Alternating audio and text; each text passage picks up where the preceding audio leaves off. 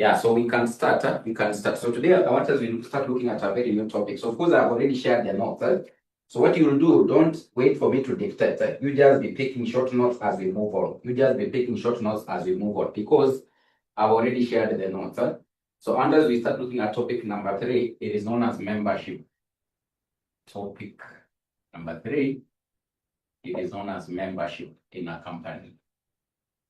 It is known as membership. The topic is actually known as membership. The topic is known as membership. That is topic number 3. Under this topic, what are we going to learn? What are we going to learn under this topic? We'll understand from this topic who is a member of a company. Who is a member of a company? Who is a member of a company? We'll understand who is a member of a company. Number 2, what you're going to gather from this topic, the aspect of membership versus shareholder. The aspect of membership versus shareholder. The aspect of membership versus shareholder. Also, what you're going to gather from this topic, it is how does one become a member of a company? How to become a member of a company. How to become a member of a company. How to become a member of a company. Apart from that, of course, now there is cessation. How does one cease to be a member of the company? Cessation of membership. Cessation of membership in a company. So of course, there's a way how you become. But now, how does one end up having to cease from being a member of the company? So cessation of membership in a company. Then apart from cessation of membership in a company, we look at what we refer to as membership rights. Membership rights. Membership rights. We're going to look at membership rights. We're going to look at a key register. Of course, we just mentioned it briefly. But now we're going to look at what we refer to as a register of members. A register of members. A register of members. Then also we look at a very famous case law that is actually under this particular topic. It is known as the majority rule. There's a very famous case law also in this topic. It's known as the majority rule. Sometimes we call it the rule in force versus habutu.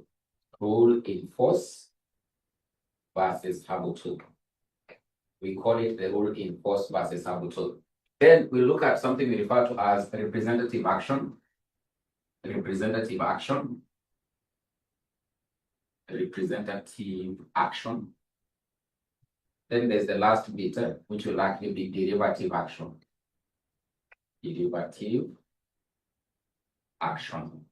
There's the last bit, which is actually derivative action.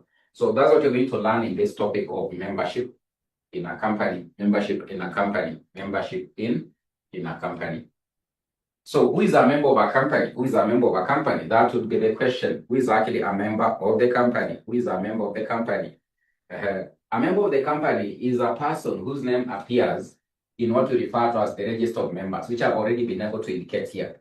So in any case, a person's name is having to appear in this document. Then we'll refer to that person as having to be a member of the company. So a person whose name appears in that register. So a person whose name appears in the register of members. A person whose name appears in the register of members.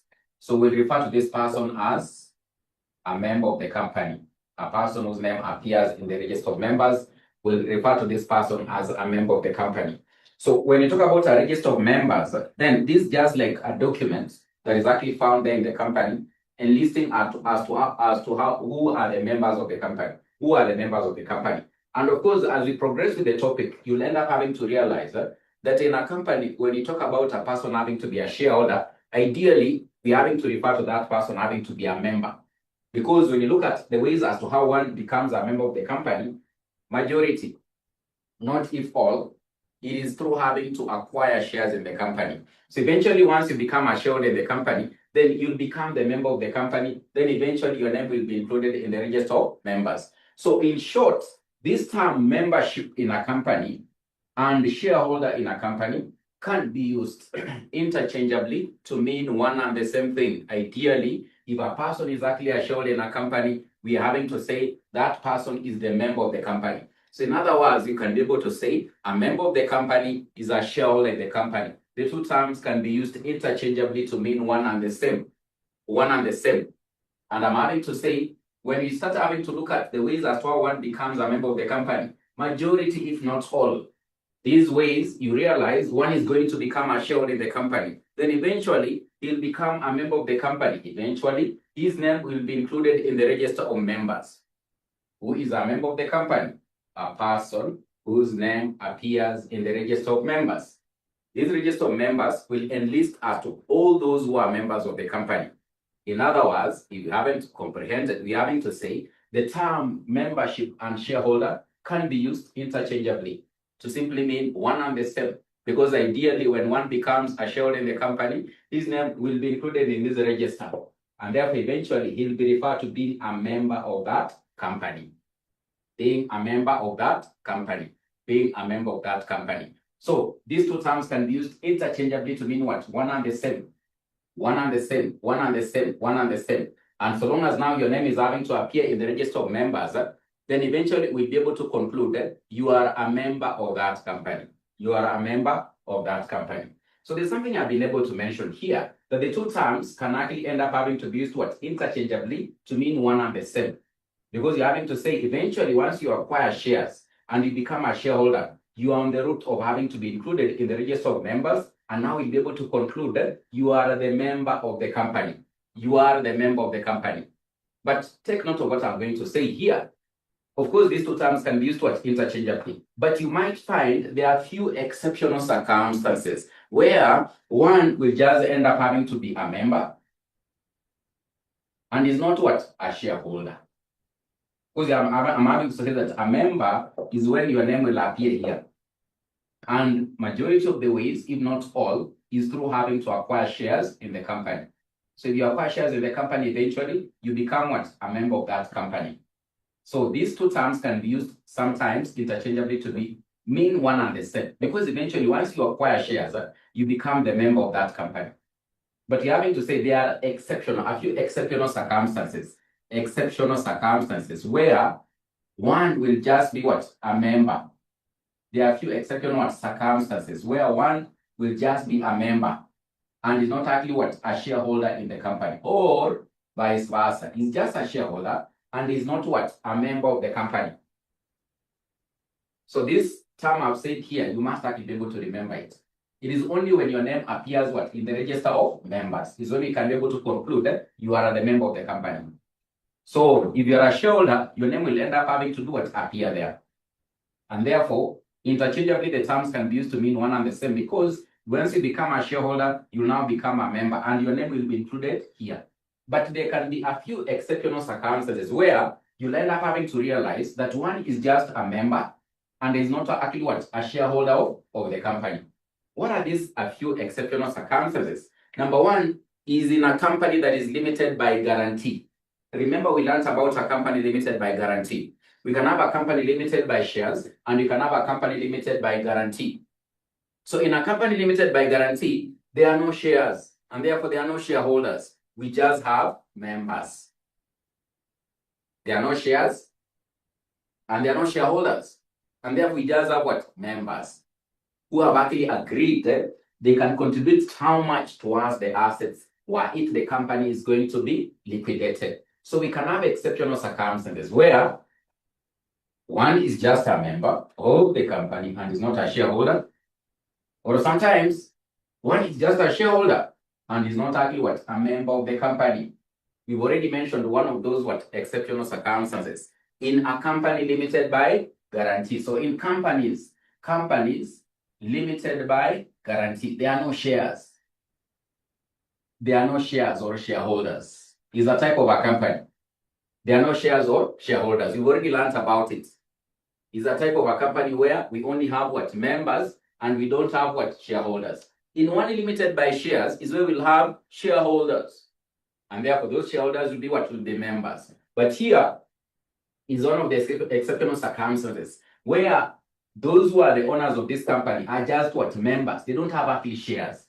They've just agreed as to how much they can contribute towards the assets were it the company is to be liquidated. And therefore, in a company limited by guarantee, we don't have shareholders. We just have what? Members. And of course, that happens to be what? One of the exceptional circumstances where we only find what? Membership and not actually what? Shareholding. Another exceptional situation or maybe circumstance, number two is under what we refer to as what? Transfer of shares. Transfer of shares. Of course, you learn more about this under transfer of what? Of shares. Transfer of shares. Under transfer of shares. A transfer of shares is an agreement or a contract between two parties to transfer shares amongst themselves. One of the parties there is normally known as the transferor, and the other party is the transferee. What you'll eventually realize that this process of having to undertake transfer of shares, it is a process. It's not a one-day event. It will likely end up having to take what? Quite some time. Even though the two parties would have actually already been able to agree, and of course this one has already paid the consideration, which is the price for the shares, and they have already signed off the agreement. Before these shares are actually eventually transferred by the company to the transferee, the board of directors has to approve. So by the time the board of directors approves, it can be 2 weeks, it can be 3 weeks, it can be a month, it can be 2 months. But of course, you can actually be able to see already these two parties have already agreed. They have already agreed. This one has already paid for the price of the shares to the transferor. But they're just having to await in the company. The board of directors has to do what? Approve. So during this moment, upon which now in this case, that approval has to occur, it means that this party you're having to call what? A transferor would have already lost the shares. To what? To the transferee during that 1 month, because they have already signed the agreement. In fact, this one has already paid for the shares. So he would have already lost what? The shares. He would have already lost the shares. And then it means he won't be a shareholder anymore. But you know what will be happening in the company? His name will still be appearing in the register of members. During that 1 month, he has already lost the shares to the transferee because they have already signed the agreement. It's only that the company is yet to approve.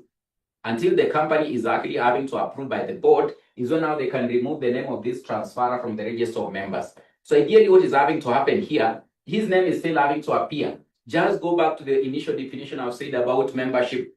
A member of the company is a person whose name appears in the register of members. The transferor here, his name is still having to appear in the register of members, but ideally he has already lost the shares. So he's no longer a shareholder, but he's a member.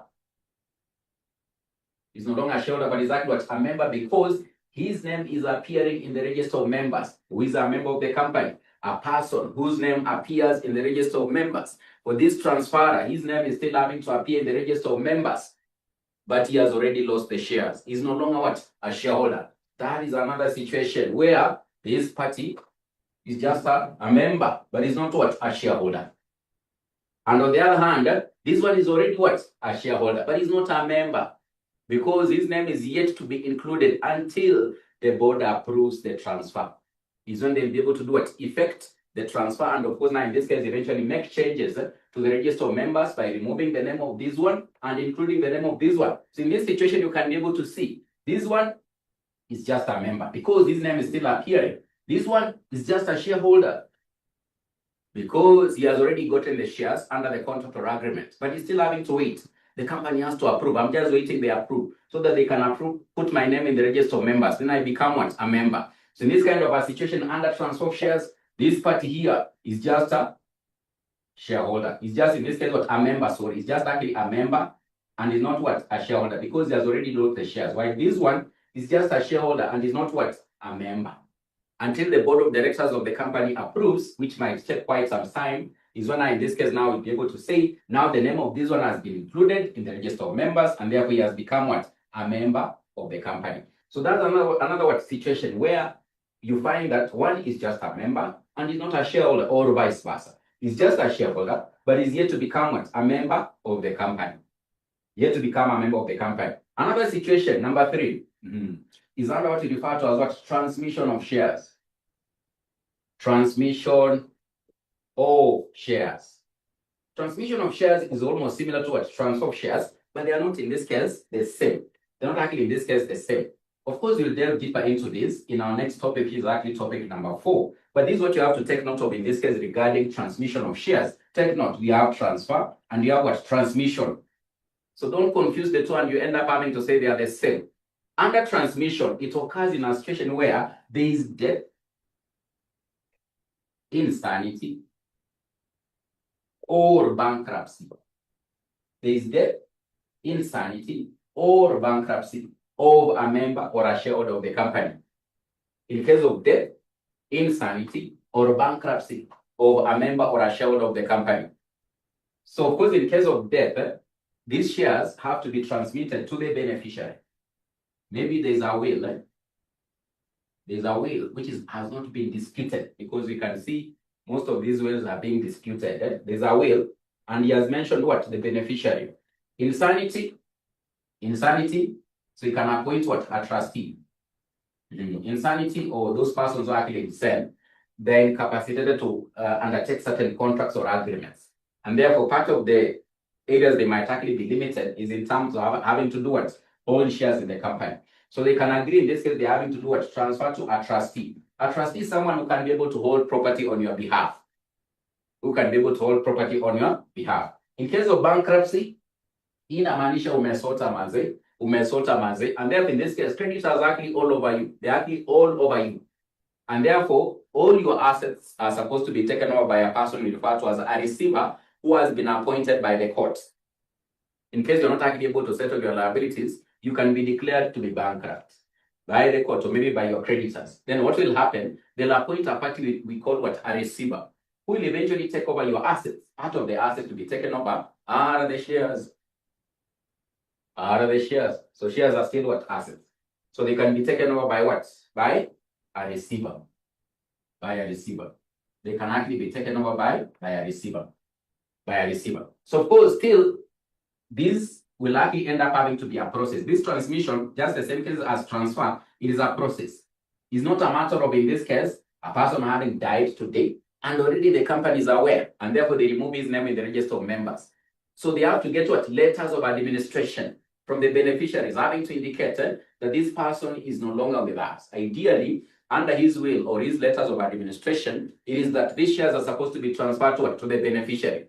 But you have to take note, before the company gets this kind of a notice to be informed about the death of a shareholder or a member, his name is still having to appear in the register of members. But under that situation, in this case, already has lost the shares, because they have to go to the beneficiary. He has already lost the shares. A person who has died, will he end up having to wake up, come take over the shares? He won't, but his name will still be appearing in the register of members. So under transmission of shares, ideally, this person is just a member, but he has already lost the shares legally to the beneficiary. Under operation of law, he has already lost the shares to the beneficiary. Once they present the letters of administration under will, then it means the shares will actually be transmitted to the beneficiary under the will. So automatically, by operation of law, once that will is actually presented, then this one eventually becomes the shareholder. But before they actually effect and actually remove the name of this person from the register of members, he's still having to appear just as as a member. But already the shares have actually been lost. That's another situation where you might end up having to find one is just a member in the register of the members, but is not actually a shareholder of the company, because automatically, by operation of law, he has already lost the shares. When you talk about bankruptcy, a party has already actually been declared to be bankrupt. So it means in this case, there has to be evidence to be produced upon the company having to indicate that party has actually been declared to be bankrupt, and the shares or the assets are supposed to be taken over by the receiver. So before the company actually effects and removes this bankrupt party from the register of members, ideally he's still having to appear as a member of the company. But automatically, the operation of law, the shares have already been lost to the receiver. Once they effect, the board has approved and they have actually effected, is when now they go and actually remove the name of this bankrupt party from the register of members. But so long as his name is still having to appear in the register of members, he still be concluded to be a member of the company. Go back to my initial statement. Who is a member of the company? A member of the company is a person whose name appears in the register of members. Go back to my initial statement. Who is a member of the company? A member of the company is a person whose name appears in the register of members. In this case, you're having to say this party, the dead person, the name is still having to appear there, but he has already lost the shares. So you can see there's still membership, but of course the shareholding has already been lost. So that's another situation, or maybe what a circumstance whereby you might end up having to realize that one is just a member of the company, and in this case is not actually what a shareholder, or vice versa. Like you can see the parties at the receiving end, they're just shareholders, but their names are yet to be included in what? In the register of members. But under any other circumstance beyond these ones you've mentioned here, it means the two terms can be used what? Interchangeably to mean one and the same, because eventually, once you become a shareholder, then your name is normally included in the register of members. But you can just have a few exceptional circumstances where you might find yourself, you're just a shareholder, but you're yet to become a member. Or maybe you are a member, but in this case, you've already lost what? Your shares. You've already lost your shares. You've already lost what? Your shares.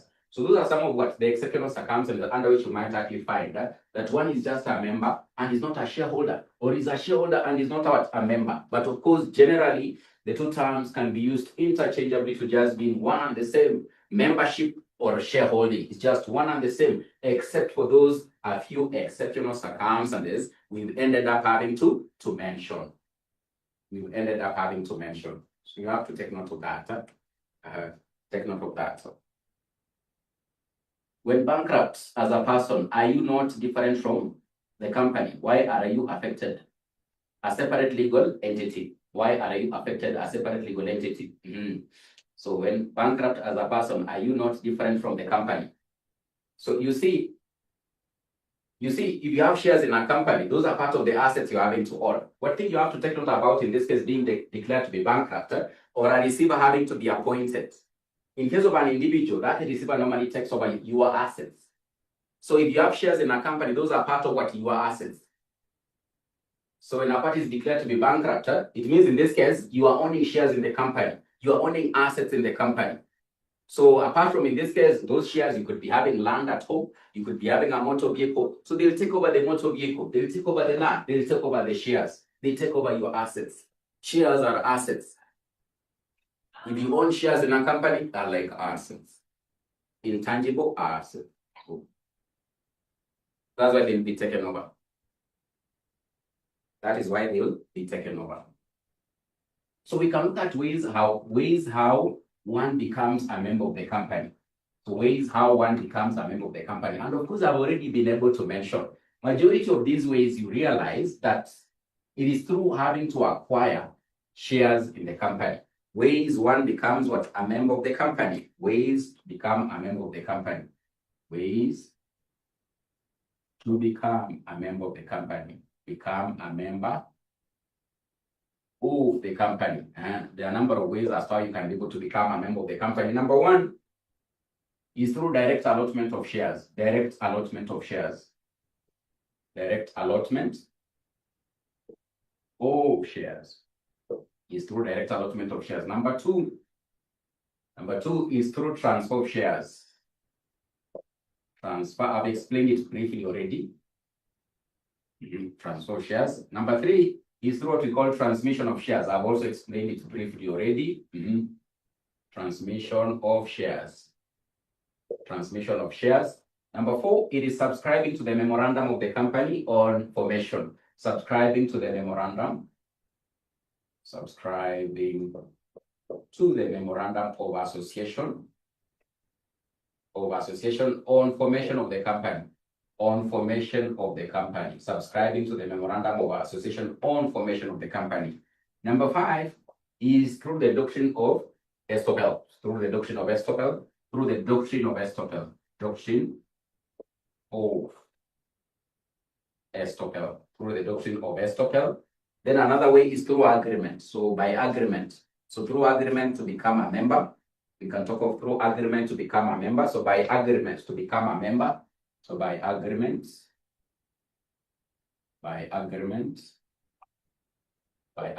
Then number seven, it is taking up qualification shares. Taking up qualification shares. Taking up qualification shares. Is taking up qualification shares. It is taking up qualification shares. Taking up qualification shares. So what do you mean by direct allotment of shares? Is like what this company has done. It is known as what? Kenya Pipeline. Is it the Kenya Pipeline or something? So they can do like a kind of like in this case what an allotment. So they prepare what we call a prospectus, then they invite members of the public to apply for the shares or subscribe for the shares, or invite outsiders to be able to apply or subscribe for the shares. Once they do so, then eventually the shares will likely be allotted. So through a prospectus, the company can invite for subscription or application for its shares. So eventually, once the application have actually been received, then they likely end up having to allot the shares, and eventually those will be allotted becomes what? Shareholders of the company. Then eventually they will become what? Members of the company, because I've already been able to tell you that shareholder membership interchangeably used as one and the same. Majority of the ways as to how you become a member of the company is through having to become a shareholder, and therefore eventually, once you are allotted the shares through an IPO or a direct offer by the company, then you will become a shareholder, and eventually you will become a member of the company.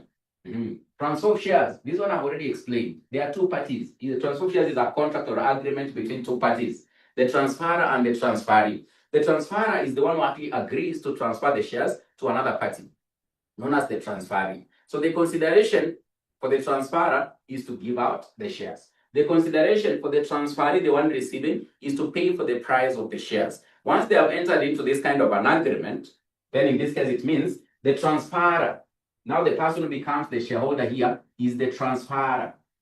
The transferor will become a shareholder and eventually become a member of the company. While the transferee will lose what? Membership. While the transferee will lose membership, the transferee will lose membership, the transferee will lose membership. Transmission, I've also explained briefly. This one occurs in case of death, insanity, or bankruptcy of a member or a shareholder. So in case of death, it means the shares will be taken over by the beneficiary. In case of receivership or maybe bankruptcy, it means in this case, the shares will be taken over by a person we call a receiver. So we learn more about a receivership in topic number 15. Receiver, it will be taken over by a receiver when you are declared to be bankrupt. Bankrupt simply means in this case, you cannot actually be able to meet your obligations as and when they actually fall due. And therefore, creditors are actually all over you. And if in this case, you had actually agreed in the letter of having to agreement of having to lend the money, it means they can take the action to go to the court. Then the court will declare to be bankrupt. And therefore, they'll likely end up having to appoint a receiver to take over part of your assets. Amongst them, having to be what? Shares in a company. And then eventually that receiver becomes the member of the company. That beneficiary becomes the member of the company. That trustee under insanity becomes the member of the company, because now they will take over the shares. So that's what we mean by transmission of shares. Transmission of shares. Then subscribing to the memorandum of association on the formation of what? Of the company. We've been able to see for like companies limited by guarantee, you don't acquire shares. But of course, you subscribe and actually agree to the memorandum on the formation of the company that you can actually contribute a certain amount of money towards what? The liquidation of the company. So if you're having to subscribe on formation of the company to the memorandum, to be one of the members of the company, like in a company limited by guarantee, then it means you likely eventually become what? The member of the company. So by subscribing or signing off or having to agree, you're going to be amongst the members of the company. Even without having to do what? Take over shares, it means eventually you become what? A member of the company, because you'll be able to say, for companies limited by guarantee, they don't have these things of shares. But of course, they have members. These are the ones who have subscribed to the memorandum on formation. They have actually agreed. In any case, the company is liquidated. This is how much you can be able to contribute to the assets, were it the company is to be liquidated. So by subscribing to what? To the memorandum of association. Then this one, through the doctrine of estoppel. What does the doctrine of estoppel simply mean? Sometimes your name might actually end up having to appear in the register of members by mistake. By mistake. Sometimes your name might actually end up having to appear in the register of members by mistake. So if it happens during this time upon which your name is appearing by mistake, you enjoyed membership rights. You enjoyed membership rights. We're just going to look at membership rights in a few. You enjoyed what we call membership rights. Membership rights is, for example, you ended up having to vote at the meetings of the company. You received dividends. You received what? Dividends. You've actually been sent minutes of meetings. You've actually ended up having to get what? Notices of meetings. You've actually participated actively on matters pertaining to membership rights. So during this time, your name is appearing by mistake. You can't deny the fact that you are not what? A member of the company. So if that is what has occurred, maybe for over a particular period of time, during this period, we can be able to conclude that indeed you are still a member of the company through what? The doctrine of estoppel. So even though your name is appearing by mistake, during this particular point in time, your name is appearing by mistake, the point is, this is where the meat of the point is, you have enjoyed membership rights. You have enjoyed membership rights. You've been coming to meetings and making a lot of noises. Yet your name is just appearing there by mistake. Maybe it was the mistake of the company. Then something happens. Maybe in this case, you are part of those who are approved. You are on the list of those who are approved past that resolution. So you cannot actually come on later on and actually claim, in fact, my name was appearing here by mistake. I'm not a member of this company. Untaka kuruka kipetero. So in that case, it cannot actually end up having to happen. What it will end up having to be argued is that even though your name was appearing by mistake, through the doctrine of estoppel, you enjoyed membership rights during that period, and therefore it can be concluded you are just what? A member of the company. So it is when your name is appearing by mistake, and during that particular point in time, you've enjoyed what? Membership rights. You can't deny the fact that you are actually what? A member of the company. A member of the company. Then through agreement, by agreement, this one majorly happens, for example, in private companies. So if it happens, I want to become a member of a private company. So we can actually end up having to agree with those who are already what? Members there. So they'll end up having to transfer some shares to me. And of course, now in this case, we'll do the necessary facilitations for the shares to be transferred into my name through the register of companies. Through the register what? Of companies. So we'll in this case sign off what we refer to as what? A share transfer instrument. So of course, we learn about transfer of shares in our next topic. So in a private company, through an agreement, we can be able to agree to add on or add more members into the company. So they'll be able to take over part of the shares that we do have in the company and eventually become what? Members of our company. Members of our company. Then number seven, taking up qualification what? Shares. Taking up qualification shares. What do you mean by taking up qualification shares? It is that eventually one day, of course, it is going to happen when Lena will actually eventually become a director at Safaricom. Lena will likely be called upon to take up some shares at Safaricom. He won't just be a director. Financial prudence requires that eventually when you become a director, at least you should become a part owner of the company so that you can be able to make decisions prudently. So in that case, Lena, you'll likely be called upon, you take up some shares at Safaricom. Eventually, when you take up the shares, you are a director, you've taken up the shares. This kind of shares, we normally call them qualification shares. So as a result of this, Lena, you'll eventually become a shareholder and a member at Safaricom. Eventually, when it happens, you'll become a shareholder and a member at Safaricom. What are qualification shares? Shares taken up by directors once they have actually been appointed to become directors of what? Of the company. Eventually, they become shareholders and eventually they become members of the company. Qualification shares. Qualification shares. We call them qualification shares. Financial prudence requires that you become a part owner as a director so that you can be able to make prudent decisions because you're having to manage the company on behalf of the shareholders or the members. When you take up those kind of shares, we call them qualification shares. This one is normally provided for in the articles of the company. It is normally provided for in the articles of the company that eventually once you become a director there, you can take up some shares. So those are the ways as to how one will actually eventually become what? A member of the company. Now that you've already looked at ways to become a member, we are far much better off if you just in this case do what? Very quickly look at ways of cessation. Before you look at anything else, let's look at ways of cessation. Ways of cessation. Let us look at ways of cessation of membership. We've just seen how one eventually becomes a member. And of course, this area of how one becomes a member, it is very common in the exam. You have to be very keen. Learner, you have to be very keen. So cessation of membership. Cessation of membership. Cessation of membership. How does one cease or end up not having to be a member of the company? So there are two that you've already been able to mention. Who's going to give us those ones? There are two that you've already been able to mention. Who's going to give us those ones? Evans. There are two that you've already mentioned. Which ones are these? Which ones have you already been able to mention? Transfer So we have transfer, so you're mentioning them, so they are there. So they are there. So we have in this case what? Transfer. Transfer you mentioned, because under transfer there are two parties, the transferor and the transferee. The transferor is losing because he's selling. Selling, exactly losing. So while the transferee is receiving. So under transfer, this transferor is actually losing. So transfer of shares. Then when you go to the other one, transmission, you can break them down. You can talk about it. Just break them down. So this is how we make marks in exam. So this is how we make marks in exam, bankruptcy. So don't write it as one. Don't write it as one.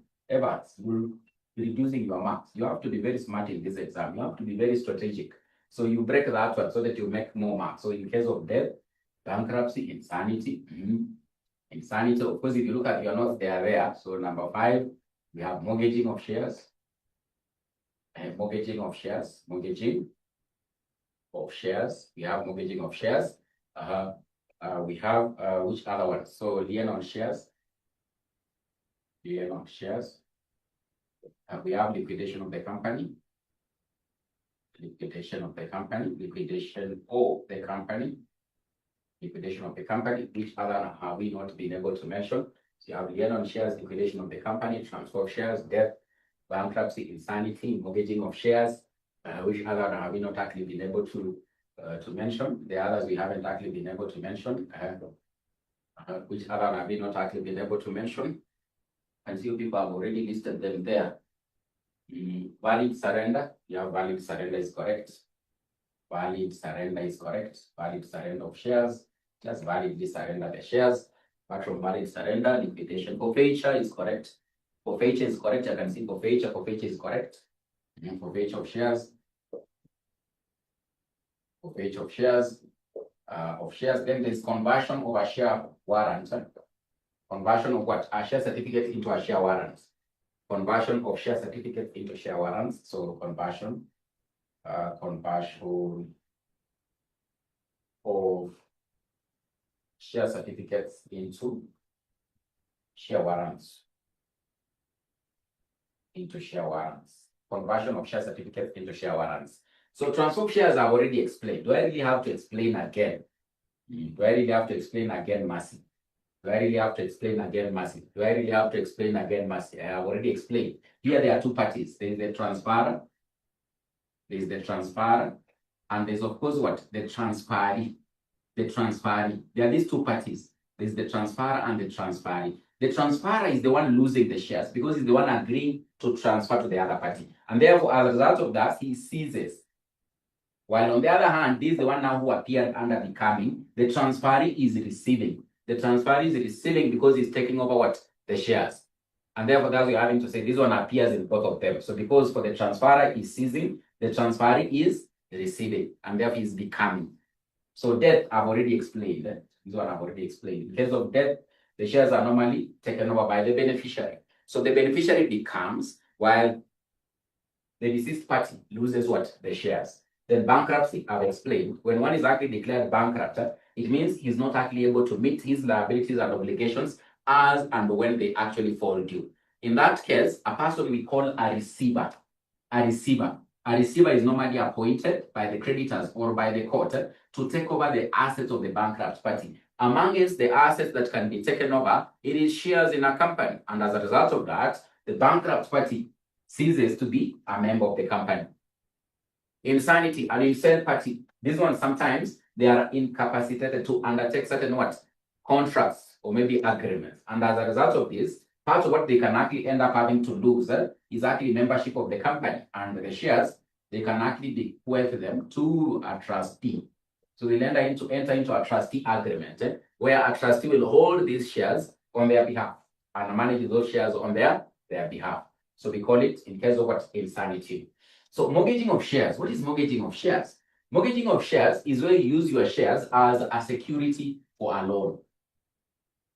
So of course you're going to learn more about this one also in our next topic, which is actually shares. Is where you use your shares as a security for a loan. So as you're having to say, shares are assets. So you can utilize what you refer to as your share certificate. You deposit with a lender, maybe a SACCO or maybe a bank if they allow. then in this case, they'll take over your shares. So here what it means, there are two parties here under mortgaging of shares. Is an agreement or a contract where we have the mortgager. The mortgager, and we have the mortgagee.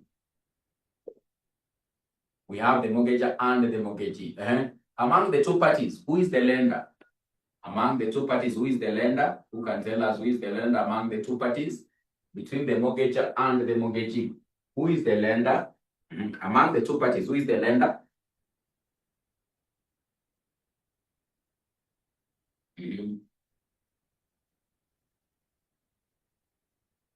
I can see mortgager. Among the two parties, who is the lender? Mortgager. I was asking that because I wanted you to get the point and it has to stick. The lender is the mortgagee. I wanted you to get that point and it should stick from now. It should stick from now. I wanted you to get it so that it can stick from now. The lender is the mortgagee, while the borrower is the mortgager. I wanted it to stick. Now it has stuck. You will never forget. The mortgagee is the lender.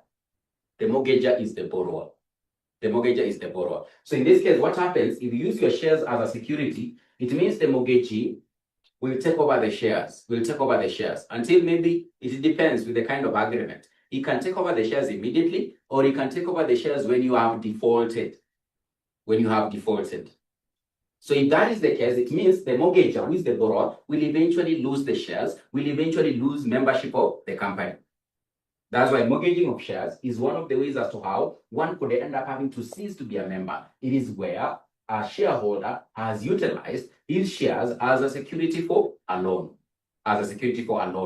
He has mortgaged the shares as a security for a loan. And maybe he defaults. If he actually ends up having to default, the lender, who is the mortgagee, can take over the shares, and eventually it means the mortgager, the borrower, the shareholder will lose membership of the company. Will likely lose membership of the company. He will lose membership of the company. So that's what happens under mortgaging. Then we have lien on shares. We have what? Lien on shares. When you talk about lien on shares, we have this friend of ours known as Benedict. There's this friend of ours known as what? Benedict. Benedict is a very aggressive person. This Benedict operates one of the best restaurants. So this Benedict is a very aggressive person. Benedict operates one of the very best restaurants. You can call them restaurants, and where people actually go to relax. It can be restaurants and bars and restaurants. It is where? In Nairobi City. Nairobi City, not county. Nairobi City. You need to call it a city. Nairobi City County. So don't just call it Nairobi. Call it Nairobi City County. She's a very aggressive lady. At the same time, in this case, she owns what? Shares at what? EABL.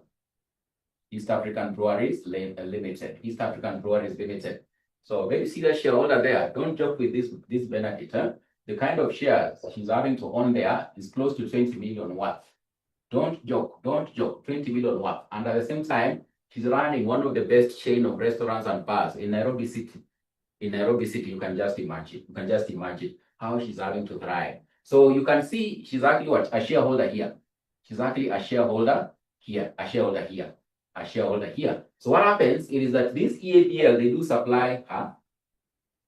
So some drinks, they do supply her some drinks on credits. So for her, what happens, she takes goods worth 2 million. So every weekend, and she's able to pay. Every week she's able to pay, or at the end of the month, she's able to pay. So then it becomes what? She's connected to this company in two ways. She's a shareholder. At the same time, she's a customer. You can see she's a customer on credit. Customer on credit. She's a customer on credit. She's a customer on the credit on one end. At the same time, she's also what? A shareholder there. Serious one. 20 million worth. 20 million worth of what? Of shares. So when you talk about lien on shares occurs in a situation where the articles of association of this EABL as a company, the articles of association provide that in any case, you are indebted to the company. You are having to owe the company as a shareholder. What can happen is they can actually eventually take over what? Your shares. They can eventually take over your shares. When they do that, we say they are exercising the rights of lien on your shares. So it happens, COVID-19 has just hit, and this business of Benedict is not having to really thrive. So she's not able to service the suppliers. She's having to get from what? From EABL. And the articles are having to provide that in this case, if it happens, you are indebted to the company, you are owing the company, then we'll take over the shares. COVID-19 has just hit. Imagine they have shut down the business for almost 4 months. Nothing's happened. Will she be able to service?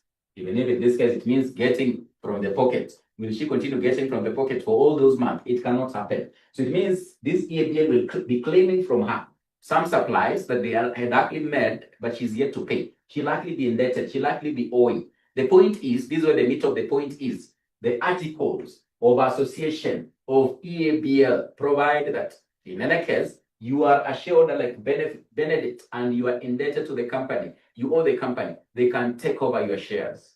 They can take over your shares and maybe dispose them to another party. They recover their money that you're having to owe them. So if in this case it happens, EABL exercises that during this COVID-19 period, it means they would have exercised what we call what? Right of lien on shares of Benedict. And as a result of this, Benedict will no longer be a shareholder at EABL. She'll cease to be a member. What is right of lien, or in this case, lien on shares, is a right provided for to the company under the articles where they are allowed to take over the shares of any shareholder who's actually indebted or actually in this case having to owe any amount to the company. When this right is actually exercised at the appropriate time, it means that person who was actually a shareholder will lose membership of the company. Will lose membership of the company.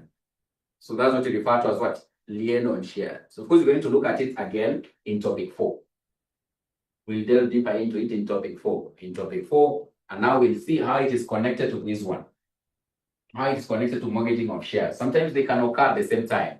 So we'll see in topic 4 when they occur at the same time. Benedict had taken a loan. He had taken a loan from what? From maybe in this case what? From KCB. And she has given the same shares of EABL. She has given them as a security. At the same time, she's owing EABL. EABL is allowed to exercise the right of lien. The bank KCB can take over the shares under mortgages. What happens? They have happened at the same time. She's owing EABL. She's having to owe KCB. So under KCB is mortgage. She mortgaged the shares. Under EABL, they can exercise the right of lien. So sometimes they can occur at the same time. So we'll see if they happen to occur at the same time, what will happen to these shares of Benedict? Who will have the right to enjoy the shares before the other party? Will it be EABL exercising these rights? Or will it be the bank taking over the shares? So we'll be able to see that in topic number 4. Then the next one. This one is self-explanatory. Lena, this one do I really have to explain? You cannot be a shareholder in a non-existent company. So can you continue to be a shareholder in a company that has actually been liquidated?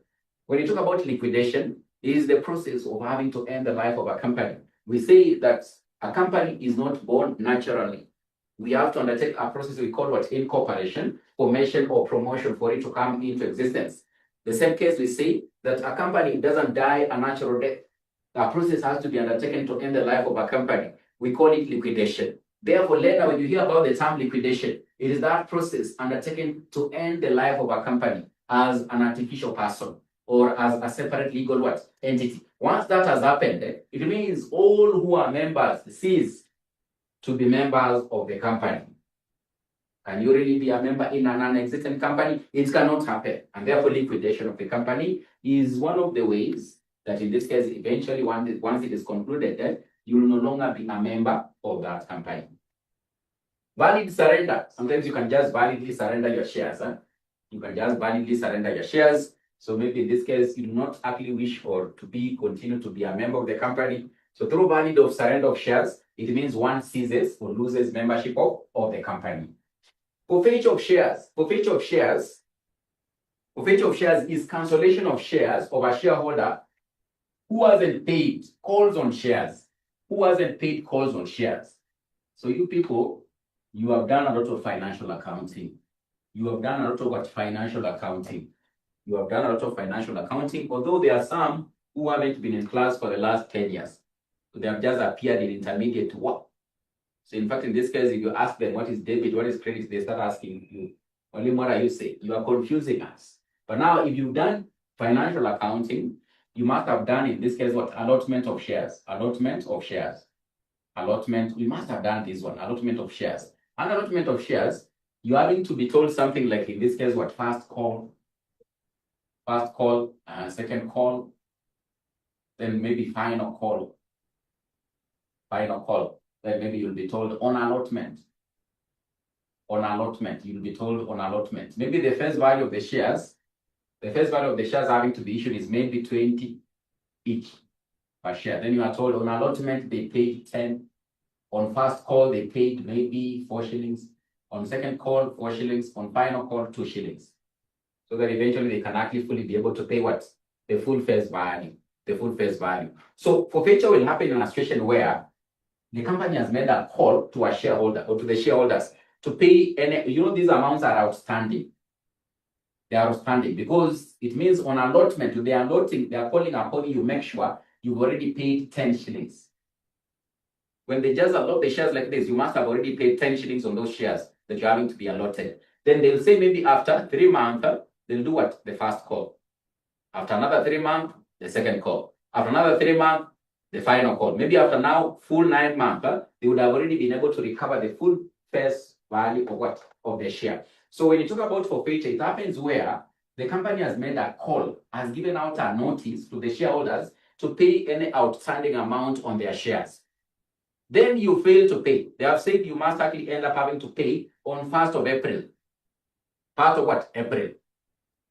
Wewe na ujinga wako unaanza kusema 1st of April is Fool's Day, so there's nothing like that. You're not going to pay. It is Fool's Day. So in this case, if you don't actually end up having to pay, then it goes up to 2nd. The company will have the right to, in this case, do what? Cancel or forfeit what? Your shares. But there's a procedure that is normally followed before this one happens. So we look at it in the next topic, which is actually shares. So for forfeiture of shares is cancellation of shares of a shareholder as a result of non-payment of calls. When the company makes a call, you make payment of any outstanding amount on your shares. Then the articles of that company are having to allow, they can cancel out your shares and you lose your shares and you lose membership of the company. So that's what you mean by forfeiture. Cancellation of shares of a member of the company as a result of non-payment of calls. What is a call? A notice to the shareholder to pay any outstanding amount on his or her shares. If it happens you fail to make payment of that call on that date indicated on that notice on that call, it means if the articles of the company do allow, they can cancel out or forfeit your shares. That's what you mean by forfeiture of shares. That's what you mean by forfeiture of shares.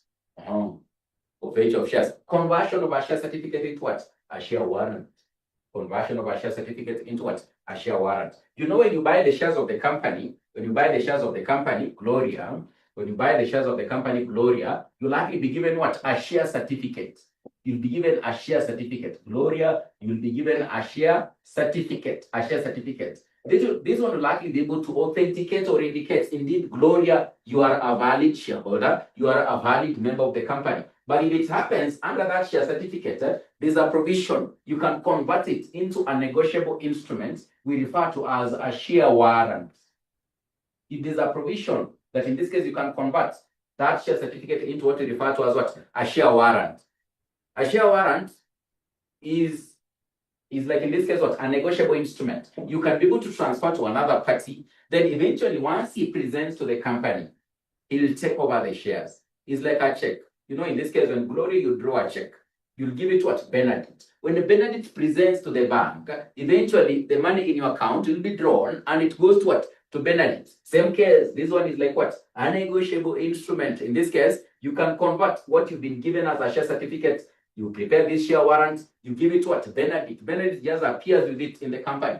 And the company starts the process of having to do what? Transfer the shares into her name. Eventually, you will lose membership, Gloria, because now you can see you had the shares through the share certificate. But now you've drawn a share warrant. You've told Benedict, go to the company, present it there. When you present it there as Benedict, they will start the process of transferring these shares into your name, Benedict. Eventually, Gloria will lose membership of the company. A share warrant is like a negotiable instrument.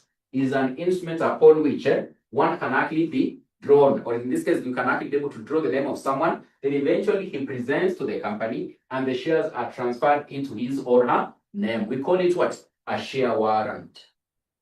So when you convert your share certificate to a share warrant, you are on the route of losing your membership. You are on the route of losing your membership. So because eventually once it is effected, then you lose your shares and you lose membership of the company. You lose your shares and you lose membership of the company. Those happens to be part of the ways as to how one can eventually lose membership of the company, we can have a break. Let's have a break. Then when we come back, we can continue. A break of 5 minutes. A break of 5 minutes.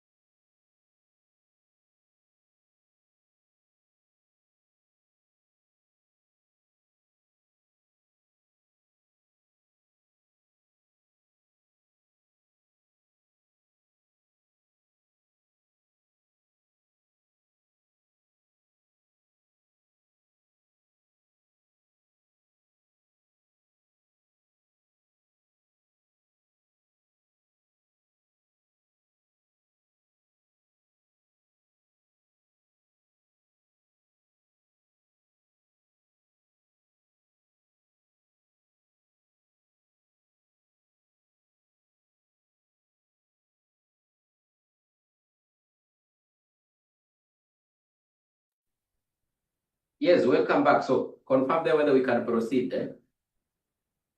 Confirm there whether we can proceed.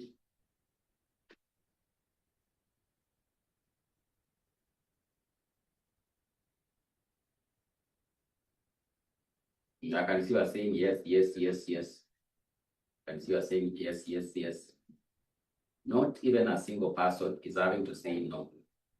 Not even a single person is having to say no. Even Faith is saying yes. Wow, wow, wow, wow, wow. Wow, wow, we don't have an option. Now that you are the boss, we have to continue. Now that you are the boss, we don't have an option. But you have to do what we have to continue. So let me see whether we can be able to look at a few questions here before proceed on. So let me just see whether we can be able to have a look at a few questions here before we end up having to proceed, because what we've already been able to cover is very common in the exam. So let me show you an example of how they have tested in the past papers.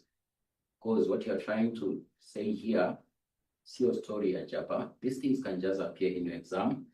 So don't start having to say it is Greek. I've never heard about this. Teacher kugusia hii hata sijui ni gani. So they're in the past papers. So let me show you the examples of how they have actually been able to test just in a few. Just in a few. Just in a few. Just in a few.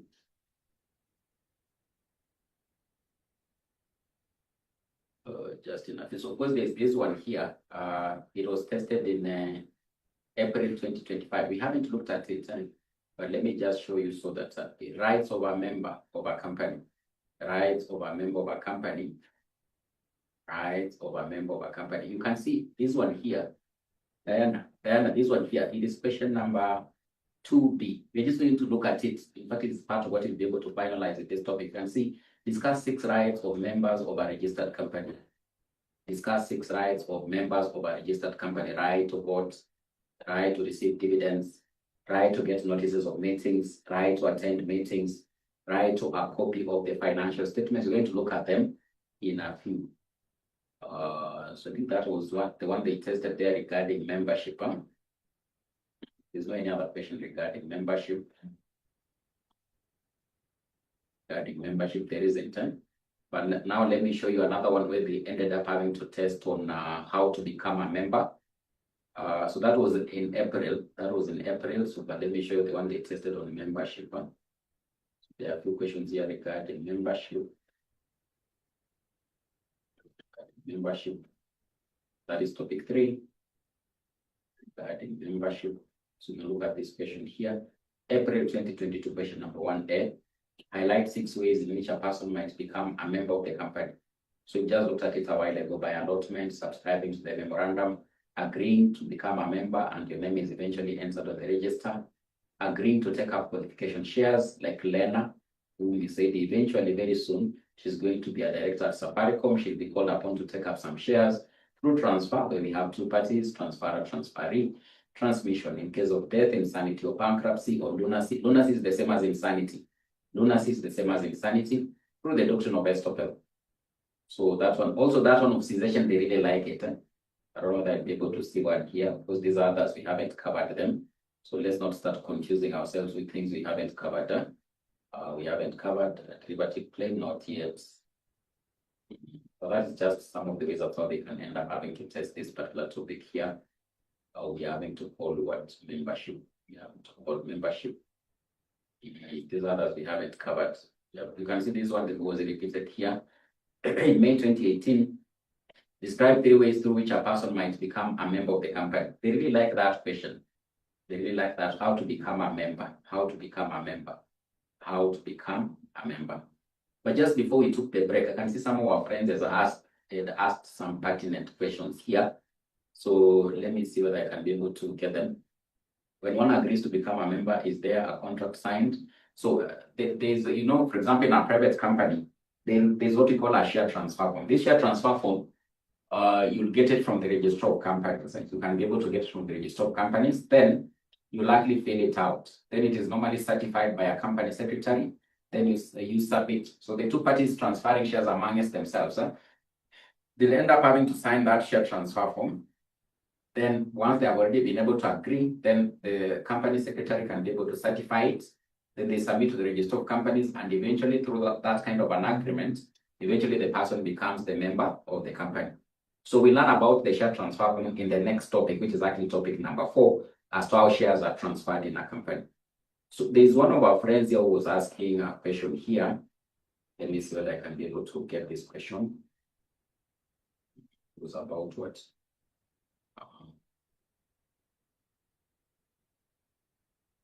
Does that mean you don't necessarily, does that mean you don't necessarily pay for entire shares you subscribe for on the commencement, or it depends with the memorandum of association?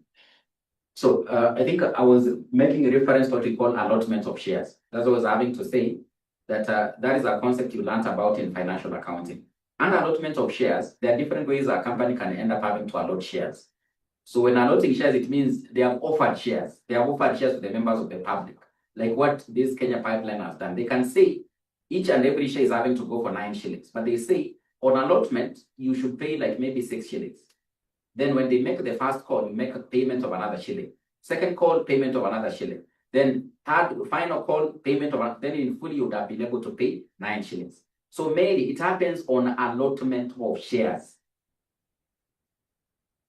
It happens on allotment of shares. That is an approach the company can be able to take when they're having to allot the shares. It happens on allotment of the shares. Then there was one of our friends in this case was having to ask, on mortgaging of shares, at what particular point in time does the shareholder lose the shares? Under mortgaging of shares, hope I can be able to get the question very clearly.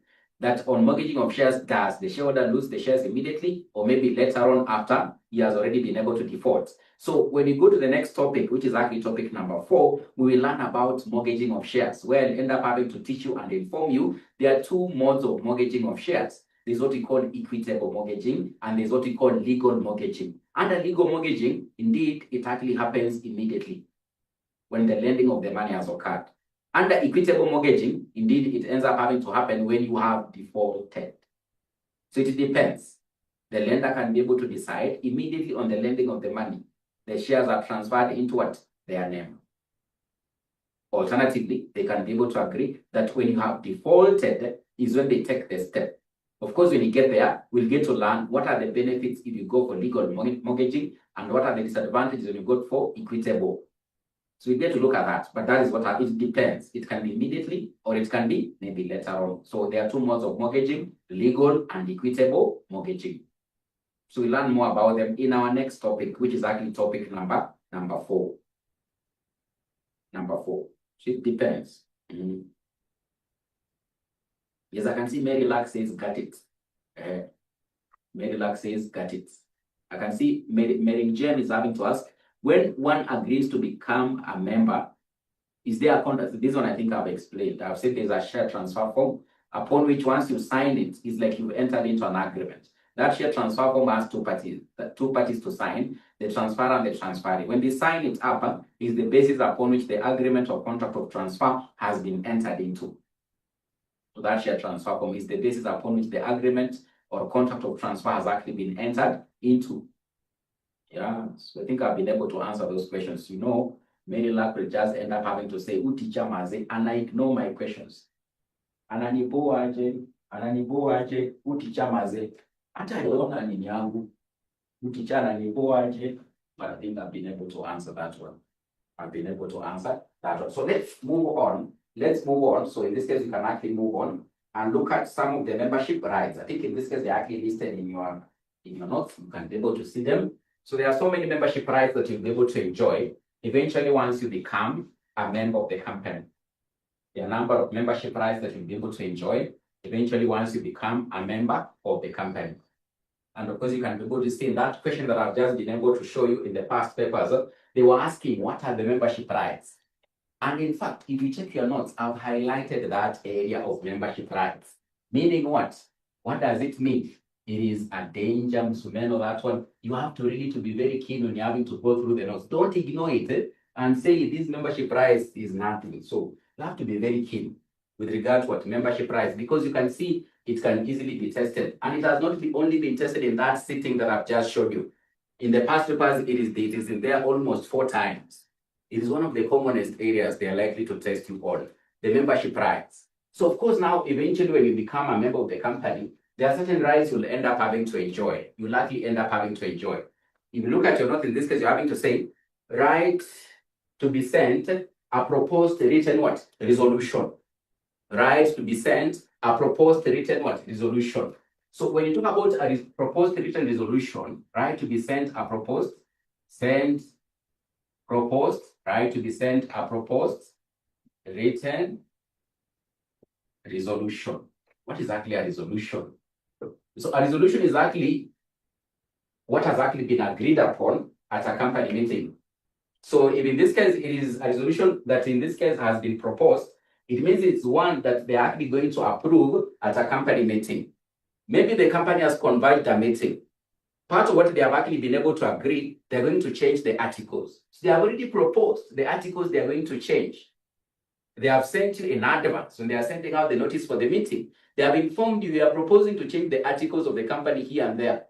Like what you're having to talk about in our last class, which should actually be in conformity with the requirements of the statutes. So if that is the case, it means you'll be entitled as a member because you have to go there and actually in this case discuss and actually agree, yes, we can be able to vary like this and this. So if there's actually any proposed change of resolution or a proposed written resolution that has to be approved at a company meeting, you'll have to be sent. You have a right. You are actually entitled to get a copy of it before you can converge at that meeting as what? One of the members of the company.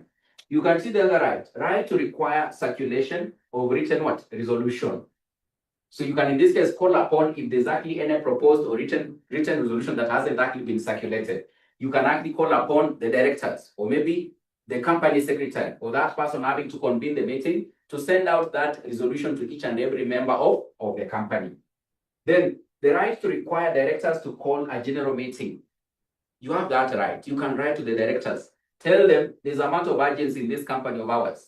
Me as a member, I feel like we should be able to converge a meeting. And of course, later on, when we'll be looking at topic number 7, we look at the threshold upon which members will be entitled to call for a meeting. We'll say those who are having to hold more than a tenth of the issued shares of the company are entitled to write to directors to call upon them to converge what? A meeting or to call upon for a meeting in the company. If they refuse, there's another option. They can go to the court and actually call upon the court to call for what? A meeting in the company because the directors might refuse. So, but now in this case, you're having to say, you as a member, you're actually entitled to be able to call upon directors for a general meeting. A general meeting is a meeting of the members of the company. Of course, you haven't gotten there, but we'll learn more about meetings of companies in topic number 7. Then you can see the right to receive notices of general meetings. A notice convening any meeting in the company, it means you are entitled to it as a member of the company. So you have to be sent a copy of this notice convening what? The meeting. So these notices are part of what they can be able to attach with what? Proposed written resolutions. On this notice, they can be able to attach what? Proposed written resolutions to be approved at that meeting. That notice is having to do what? Call for. The right to require circulation of a statement. Or this is like in this case what? The chairman's statement. You know, in this case, the chairman of the board. Chairman of the board, Bazoo or my director in the company, he can actually make what? A statement. Especially they like having to make statements when they're having to make their presentations at the AGM or the annual general meeting. And therefore, you as a member of the company, you can actually call upon the chairman of the board to, in this case, pass any kind of what? Relevant statement or send any relevant what? Statement. The right to appoint a proxy to act on your behalf in meetings. Who is a proxy? A proxy is a person who can end up having to represent you at a company meeting whenever you're not actually able to attend. What happens, we're having to say, part of the accompaniment of that notice that is convening a meeting at a company, they can attach what we call a proxy form. That proxy form, you can be able to fill it out. Now that you are the member of the company, you're not able to attend, you can appoint someone to represent you at a company meeting. That person, we refer to him as a proxy. You are entitled to these rights as a member of the company. As a member of the company. Of course, still you'll likely be able to learn more about it in topic 7 under meetings. But just take note, when you talk about a proxy, he's a person who can be able to represent you at a company meeting. What happens when the company is having to convene the meeting, when they are sending out the notice? they are supposed to attach or accompany that notice with a proxy form. That proxy form, you can be able to fill it out and send it back to the company before the meeting actually ends up having to do it, to happen, ends up having to happen. And therefore, that's what they mean by what? Proxy. The right to be sent a copy of the company's annual financial statements once they have actually been approved by the auditor. That is, the auditor has already been able to give out his report, his opinion. So the audited financial statements, before we converge at the AGM and approve these annual financial statements, you as a member of the company, you are entitled to get a copy of these annual approved or audited financial statements. So that in this case, when you come at that AGM, you'll likely be asking directors. I've just seen in this case, you've awarded yourself a lot of bonuses and you're just idling there in the offices. What are you doing? Which kind of nonsense? You have that right to question those kind of things in what? In the AGM, and therefore you'll be entitled to get what? A copy of the annual financial statements. So that's the right you have. Then, if the company is a public company, the right to require the circulation of a resolution for the annual general meeting of what? Of the company. So if this is just the same as like this other point here.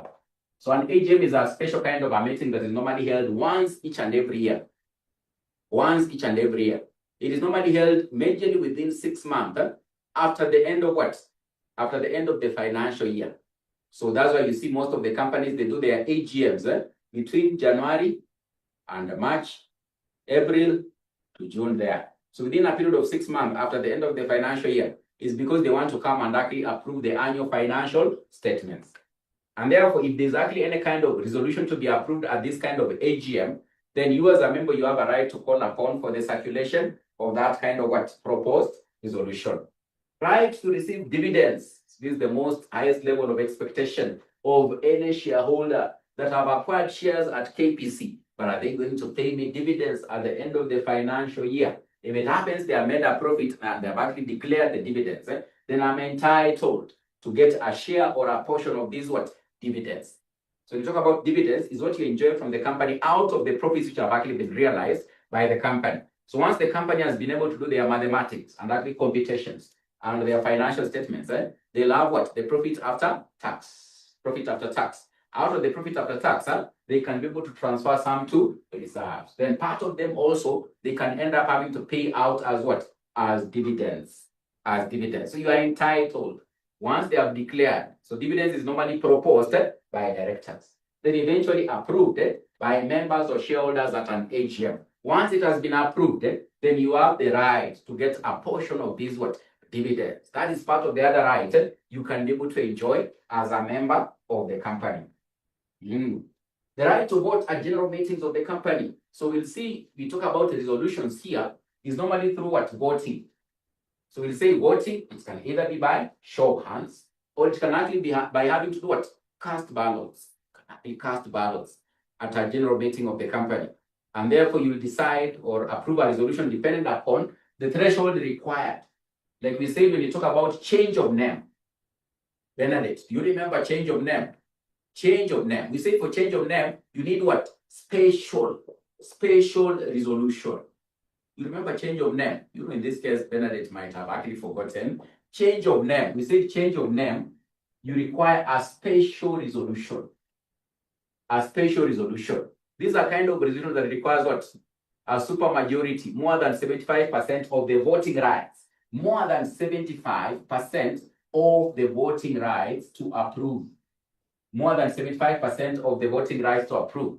One thing you have to take note of, listen to this very keenly. One thing you have to take note of, listen to this very keenly, learner. In a company, the voting rights are normally dependent upon the number of shares you hold in the company. So it is not one man, one shilling. Is it one man? Remember that statement. One man, it is not one man, one vote. It is normally dependent upon the number of shares you hold in the company. What I'm having to mean here, if it happens, our friend Gloria is having to hold 60% of the company we are in, all of us, around 150, all of us, and Gloria is having to hold 60% of the shares in that company. Gloria has a bigger say than all the other 149 of us. Voting in a company is normally dependent upon the number of shares you hold in the company. It's not one man, one vote. It's dependent upon the number of shares you hold in the company. The more shares you have in the company, the more voting rights you have. And then when I talk about voting rights here, cumulatively, those who have actually been able to vote, they're having to hold more than 75% of the shares in the company. There might be 2 out of the 150. So long as they have met this threshold, then they have actually been able to do what? Approve what? A special resolution. So when you talk about voting rights in a company, it's not one man, one vote. It is one man, number of shares. One man, number of shares. See, if it happens I have more shares than you, then I have more voting rights than you. If I have 100 shares and you have 2, then I have more voting rights than you, because you can see I have more shares. So the percentage in terms of voting rights will be more for me than yours. It is dependent upon the number of shares you hold in the company. So it means if Gloria has 60%, atatukalia mbaya. Atatukalia chapati. Atatukalia mbaya. In this case, we won't actually be breathing. So when she shouts, we have to, in this case, bow. When she says run, we have to run, because she's the one in this case who will be able to decide upon almost everything. Because most of the matters in this case we approve by what? Ordinary or what? Special. Ordinary just requires more than 50%. So it means only single-handedly Gloria can be able to pass an ordinary resolution, like approving what? The annual dividends. She can be able to approve it, because she's holding 60% of the shares in the company. 60% of the shares what? In the company. So you can see in this case you're having to say it is dependent upon the number of shares. So one of the rights you have in the company is the right to vote at general meetings of what? Of the company. Then the last one, right to petition, to call upon for the life of the company to come to an end. Life to petition or to call upon for the life of the company to come to an end. To petition for liquidation. So that right is actually provided for under the Companies Act, and you can't actually end up having to deny the members of the company. So a member of the company can petition or go to the court and present reasons and claim that this company of ours, it should actually be liquidated. As long as he provides valid reasons, the court can give out an order that the life of the company should end up having to come to an end, or it should be liquidated. So we look at liquidation of companies in topic number 15. Topic number 15, where we say one of the parties who can petition for compulsory liquidation is a member of the company or a creditor of the company. We have other parties also. It can be through a special resolution in the company, so they can decide they're going to liquidate the company. So a member of the company, you are entitled to that right of petitioning or calling upon for the life of the company to come to an end. So long as you provide what? Valid reasons as to why you want the life of the company to come to an end. You want the life of the company to come to an end. You have the life of the company to do what? To come to an end. So that's what will likely end up having to happen as what? The rights. So you have to remember the rights. So don't forget about the rights. It is very common in the exam. Very common. Very common. There's a sitting they ended up having to test on it. Then they call upon students to list 8 rights. To list 8 rights, 8 marks. So I'll be able to show you that sitting. 8 rights. List 8 rights of a member of the company. Then 8 marks. That's why you can see there are so many of them that you can actually be able to talk about. I want us we talk about what the register of members.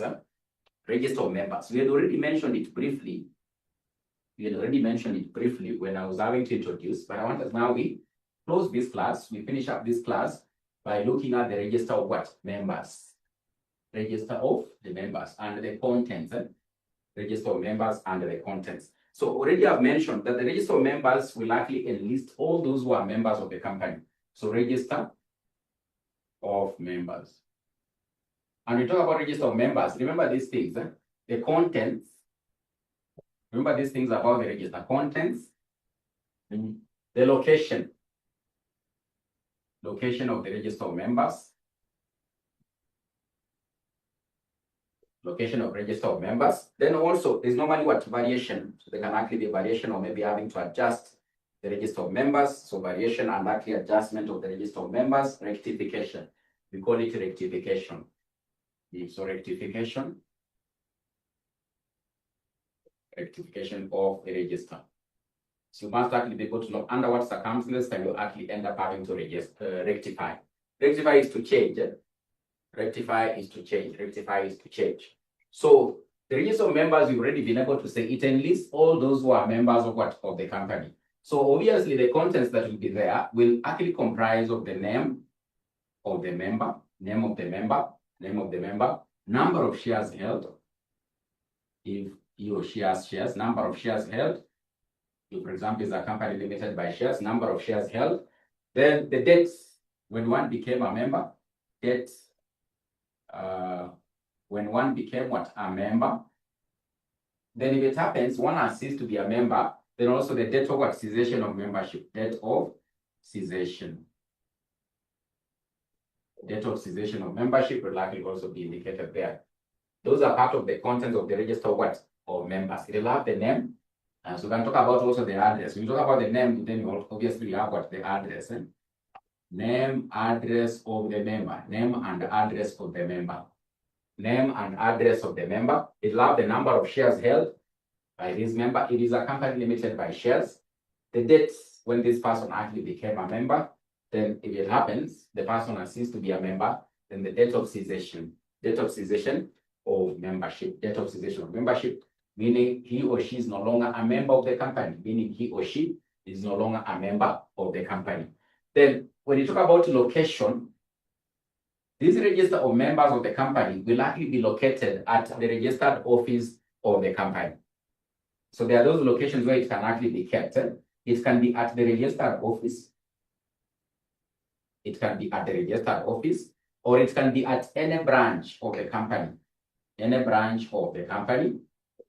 Alternatively, it can be located at the place or maybe location where the person who makes adjustments or who maintains it, the person who maintains it is located. The person who maintains the register is located. This one is actually just alluding to the company secretary. It's just having to allude to the company secretary. So these are the locations where the register can be kept. At the officially recognized registered office of the company, at any branch of the company, if it happens it has a branch, or at the office of the person who maintains the register of the company. Obviously, we are having to allude to what? The company secretary, because that is one of the roles or key roles of a company secretary. So at his office, maybe you would have actually outsourced the functions of a company secretary. So it can actually still actually do what? Be maintained there at his office. So these are the locations where the register can actually be maintained. Then on these matters pertaining to the register of members, so of course the register of members is actually recommended for companies to be able to do what? Maintain it. But now it will be maintained in a different form. It will be maintained in a different form. If it happens, the company has more than 50 members. If the company has more than 50 members, then this register will actually be maintained in a form we call what? Index. An index. We call it an index of members. We call it an index of members. It will be maintained in a form we refer to as what? An index of members. So if the company has more than 50 members, it will be maintained in an index form. So index of members. We'll call it index of members. Index of members, it will end up having to capture all the particulars pertaining to a register of members. Only that for each and every member, we'll have like a unique identifying card, or maybe particulars on a unique identifying card, which will end up having to capture all these particulars. So we call it an index. So when you go to the index, you'll be finding like what? The card of each and every member separately having been indicated. Then it is not a list now, like a separate identification card that is having to show the particulars of a member. So we call it what? An index of members. So it is a requirement. If it happens that the members of the company are more than 50, then the company will likely be called upon to maintain the register in what we call an index of members, where same particulars will be captured under that index of members. Only that for the index of members, for each and every member in that register, they'll have like a unique identifying card or a unique identifying particulars that are having only to be maintained for that specific member under that card. And what will be captured under that card will likely be what? All these particulars we talked about, what? A register of members. A register of members. That's also what you need to be able to do what? Talk about. So of course you talked about rectification of register of members, but also when you talk about register of members, don't forget about also inspection. Inspection is very important. You remember about it also. Inspection Inspection is very important. You likely remember about it. Inspection, you remember about it. So this register of members will likely be open for inspection. So you can actually, in this case, go to the company and actually call upon them to give you the register of members, because you want to end up having to do what? Inspect. To inspect. So it can be open for free to the members of the company for inspection. But if it happens, you're not a member of the company, then you'll end up having to be called upon to pay a fee before you can inspect or have a look at the register of members. So with regard to inspection, the register is open for inspection for free to the members of the company at designated what? Maybe number of days in a week, or maybe designated what? Times. Designated times for, in this case, of the members of the company. It is for free. But now if you are, in this case, any other person, you likely end up having to pay a fee, and you can be allowed to inspect it or have a look at what? The register of members. Sometimes there can be closure where they won't allow you to do the inspection. They can close it. There can be closure of the register of members that they don't actually allow any party to end up having to do it, inspect it. This could be due to a number of reasons. Maybe the company wants to hold what? A general meeting, and therefore they're having to utilize this what? Register. Because they want even to know what valid members who have actually been able to attend what? That meeting. So it won't be open because they want to end up having to do what? Utilize it. So in order to hold, for example, an AGM, or they want, in this case, to utilize it to declare dividends, or they want to utilize it to make a call for those who have not actually been able to do it, make a payment on any outstanding amount on their shares. So they likely close this register. It won't actually be open for inspection. So if they want to pay dividends, they want to declare dividends, they want to utilize it for holding of an AGM, they want to make a call on any outstanding amount of the shares, and therefore they're using this register for that purpose. It can actually be closed. There'll be the closure of the register. And therefore they won't allow for inspection. They won't allow it for inspection. They can actually close it. And of course, before they close it, they can give out a notice or send out a notice that there is no any further inspection of the register of members of the company for this number of days. Then eventually after that, they can actually be able to allow any person to be able to inspect the register of members. Then this register of members, of course, it can actually be rectified. It can be rectified. So by rectifying, it's like having to add people and remove people. So just as we've been able to say, some are losing memberships, some have actually been put there by mistake. So it can be rectified. It can actually be rectified due to a number of reasons. Maybe it could be that a party or a person has been inadvertently been added to that register by mistake, and therefore they have to remove what? His name. Or it could be the opposite has occurred. A person's name has actually been omitted by mistake in the register of members. So then they are called upon for the rectification of the register of what? Of members by the company secretary. So the company secretary will likely end up having to proceed and rectify any matters that in this case are required to be rectified in the register, whether it is actually addition or removal of members due to a number of reasons. Maybe their name is having to appear by mistake, or they are no longer having to be members or shareholders of the company. The register of members can be rectified. The most commonly tested area in this area of register of members, it is the contents. It is the contents. All the other things I've talked about, they rarely test them, like closure, but you have to be aware of them. You have to be aware of them. Or they can actually end up having to call upon you to indicate what are the provisions regarding the register of members as per the Companies Act.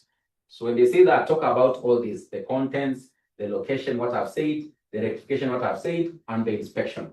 What are the provisions with regard to the register of members under the Companies Act? So you can talk about the contents as per the Companies Act include the location of the register is actually at the branch, at the registered office, or at the office, the person upon which ends up having to maintain that register. Then we talk about the same register of members. If the company has more than 50 members, then it will be called upon to maintain an index of members.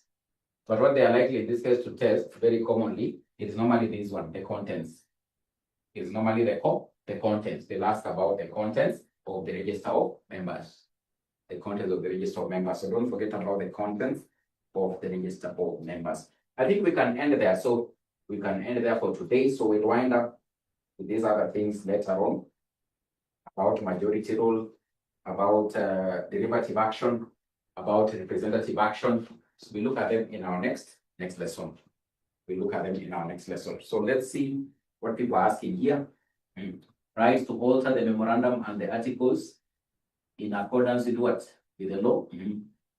Right to alter the memorandum and the articles in accordance with what? With the law. That is the right of the members. What? Right of the members. Right of the members. What of the number of shares? I don't know what 𝐉𝐨𝐢𝐧 is talking about. What of the number of shares? We've already been able to indicate. So the number of shares held. We talked about it. Number of shares held by the member. So if that is a company limited by what? By shares. It is a company limited by shares.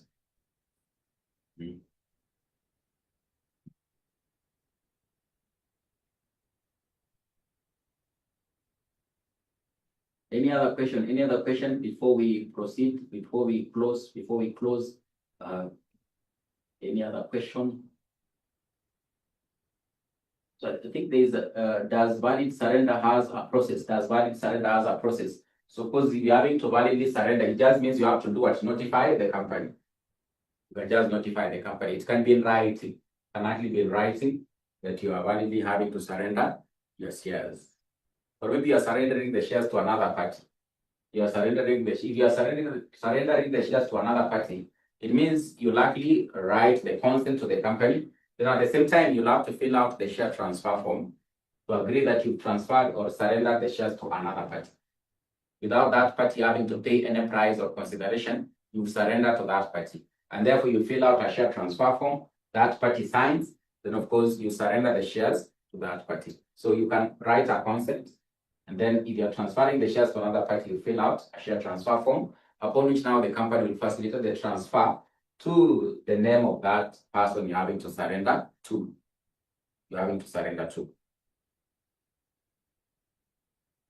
Any other question?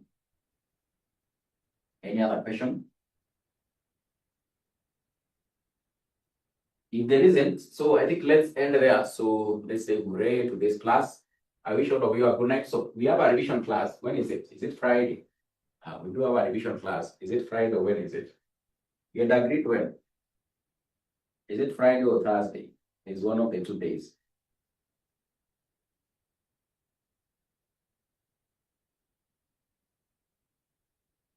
It's one of the 2 days. Who can apply for rectification? It can be the member of the company.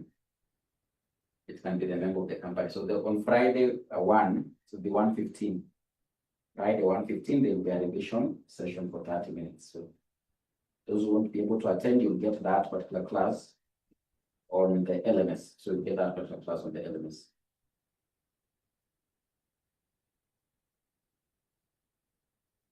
Thank you for today's class. I'm starting to enjoy. So I told you Melvin, you stick in. So you know you are almost having to exit the class the other day. I told you just stick in. So zitaanza kuingiana tu. If you start having to exit the class because you are floating, then you won't be able to get it. You'll come back again after 2 weeks, you are still floating. You just stick in. So they'll start just having to flow like that.